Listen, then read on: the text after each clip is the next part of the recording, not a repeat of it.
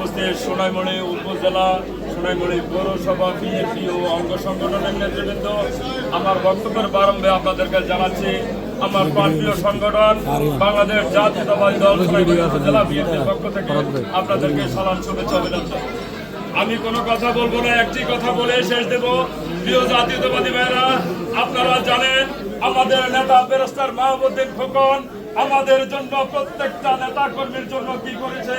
আমরা ঘর থেকে বের হওয়া থেকে শুরু করে হাইকোর্ট পর্যন্ত জামিন, মামলা, অসুবিধা প্রত্যেকটা কাজে আমাদের পাশে ছিল এবং থাকবে।